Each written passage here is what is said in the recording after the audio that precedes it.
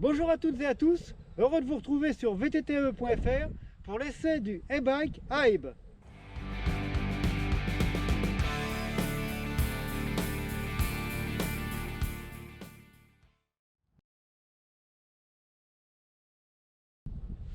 Un VTT-AE enduro signé e-bike avec 170 mm de débattement à l'arrière, 160 à l'avant, 29 pouces, 27,5 pour un prix de 10 000 € et un poids de 24,9 kg. Mais en attendant d'aller dans les chemins, on va se faire un petit tour rapide du vélo. Alors sur ce e-bike Hybe qui représente le haut de gamme version enduro chez e-bike, on a avant tout le moteur Bosch Race qui permet d'avoir davantage de puissance et une puissance qui ne s'effondre pas. Bref, un moteur pour la compétition et pour les power stage en enduro. Ce moteur est alimenté par une batterie de 750 Wh qui est non démontable et donc intégrée dans le tube diagonal. Et enfin, du côté des périphériques, on a une console Kiox 300 et une commande LED remote avec toutes les fonctions possibles et inimaginables. Côté suspension, on a du Fox Kashima avec une 38 en 170 de débattement à l'avant et un Fox Flotix Kashima en 160 à l'arrière. Pour les roues, c'est du top niveau avec la ID Max en 29 et en 27,5. Du côté du freinage, on a des Magura MT5 qui sont correctes, mais sans plus, surtout pour une utilisation enduro. Et enfin, côté transmission, on a un dérailleur GX AXS électrique. Allez, je vous emmène faire un tour au guidon du e-bike Hybe. C'est parti! Dès les premiers tours de roue, on sent qu'on a affaire à un vélo avec un cadre assez compact, qui taille un poil petit, mais qui du coup est vraiment vif, surtout avec une roue arrière en 27,5. Après, poste de pilotage un petit peu moyen, avec un cintre au galbe pas terrible et une potence à l'ancienne que j'étais obligé de monter à l'envers pour avoir une position à peu près agréable. Sinon c'est bon.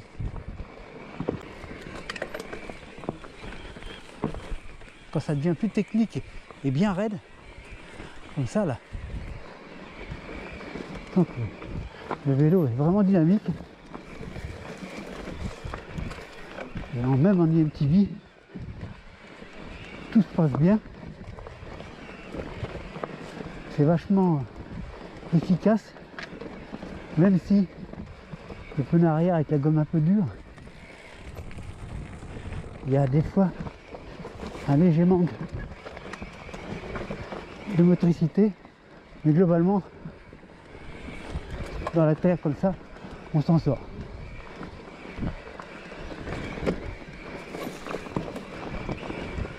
Ouais, avec un petit peu de turbo, hop, ça passe super bien.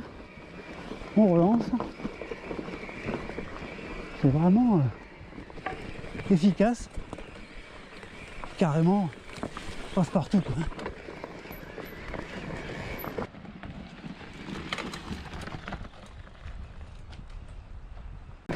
On va attaquer un truc un petit peu plus coriace. Dans les pierres là, c'est un ruisseau asséché, ça a bien raviné. C'est plus tout à fait la même, mais ça va.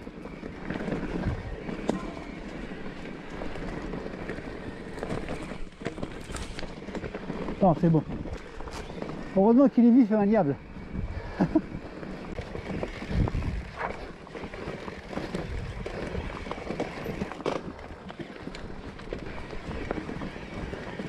Et ensuite, quand ça devient plus roulant et qu'on veut aller plus vite, on enclenche le mode race, on choisit de bonnes trajectoires et c'est parti.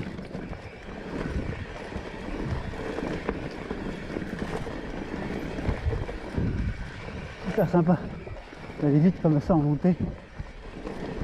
Le vélo s'en sort bien, c'est maniable, la puissance, tout ce qu'il faut. Génial.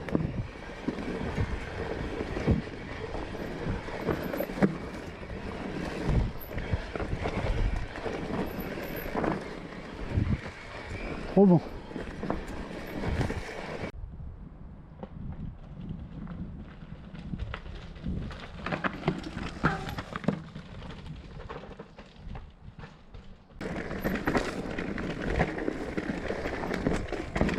Une nouvelle petite spéciale pour tester le petit e-bike Hyde.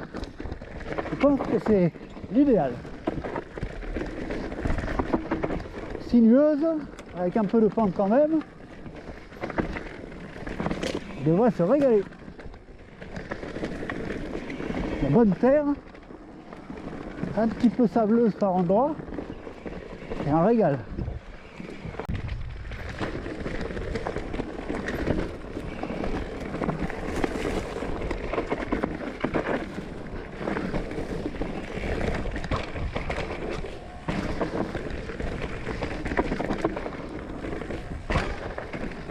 Ce qu'il y a de bien, c'est qu'on place quand même vraiment bien où on veut.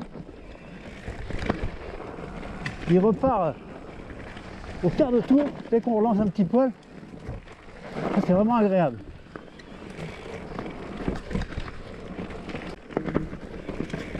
Le seul truc qu'on peut lui reprocher, effectivement, encore une fois, c'est son pneu arrière qu'on est obligé de gonfler trop, et avec la gomme qui est vraiment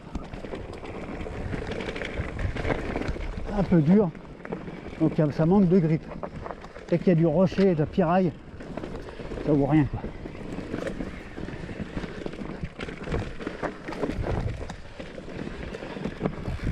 Hop, on reste bien sur la bonne trace. Là on s'aperçoit quand même que au niveau du frein avant, c'est pas génial, hein. Il manque quand même sérieusement de mordant.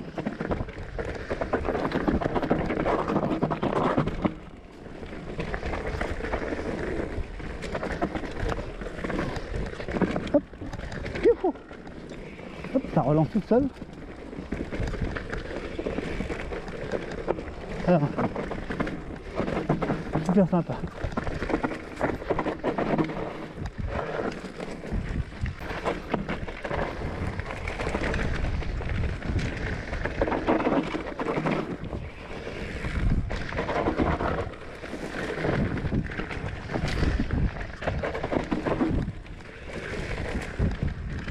Quand ça va un peu plus vite comme ça reste quand même assez stable. Même dans les compressions, les cassures, c'est vraiment pas mal. Ouais. Un bon petit vélo. Et ben, sur ce, on va se retrouver tranquillement dans quelques instants pour faire le petit débrief habituel. Allez, à tout de suite.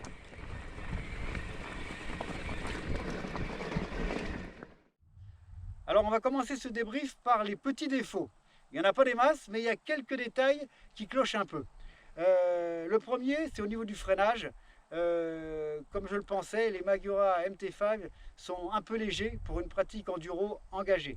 Mais on s'adapte, mais bon, si on aime freiner fort, il en manque, ça c'est clair.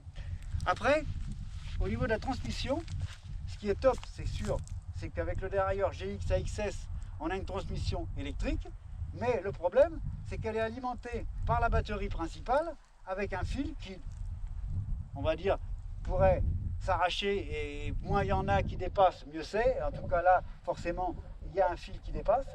Et en plus de ça, gros problème, c'est que si jamais on va au bout de la batterie, eh ben, ça ne fonctionne plus, le moteur s'éteint, et là, on ne peut plus changer les vitesses. Donc non seulement on galère à pédaler avec un vélo de 25 kg sans moteur, et en plus de ça, on ne peut même pas passer les vitesses pour mouliner. Donc j'avoue que c'est pas terrible. Et enfin, dernier point, au niveau du pneu arrière, il est vraiment temps que les constructeurs puissent disposer d'un pneu Maxxis Mignon DHR2 en 27,5 2.6, mais pas en exo classique, en double down.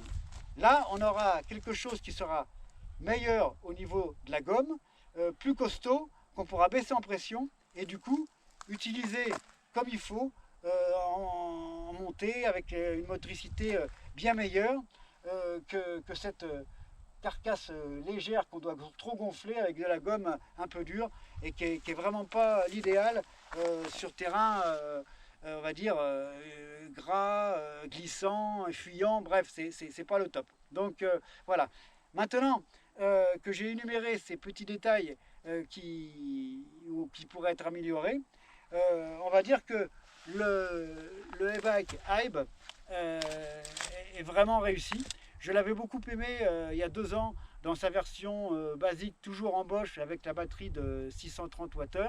Mais là, effectivement, même s'il a pris du poids à cause de la batterie de 750, avec le moteur race comme il est monté là, on a quand même un super vélo à monter. Je pense que à mon avis il n'est pas loin d'être au niveau du GLP3. Eh bien, toute proportion gardée bien sûr, parce que le GLP3 en montée reste pour moi l'outil absolu. Mais en tout cas, il est pas loin d'être aussi vif, d'être aussi dynamique, marrant. Et en changeant le pneu arrière, on a quelque chose de vraiment, vraiment excellent. Puis en descente, le vélo va plutôt bien. Il est très, très maniable, très vif. Et en plus de ça, on va dire que s'il n'est pas hyper léger, on ne sent pas du tout le poids. Il se replace bien dans la trajectoire, dans les virages et tout. Il est relativement stable et il a une bonne tenue de piste. Donc globalement, on a un bon vélo en descente et un excellent vélo en montée. Ce qui, au bout du compte, est presque l'idéal lorsqu'on fait de l'enduro ou avec un électrique. Les performances en montée sont presque plus importantes que celles en descente, vu que le vélo s'en sortira toujours bien avec son poids embarqué qui plaque le vélo au sol. Je veux dire, ça reste rassurant et il y a moyen, avec des bonnes suspensions et des bons pneus, de se faire plaisir, même si l'ensemble pourrait être un petit peu mieux. Donc bref, pour conclure, très très positif ce vélo et je pense que c'est le meilleur e-bike en assistance full power qui n'ait jamais été commercialisé. Voilà, et quant à moi, je vous dis à bientôt pour un futur essai sur vtte.fr. Et puis si vous voulez plus de détails, n'hésitez pas à jeter un œil sur l'article, sur le magazine, et à bientôt. Ciao ciao.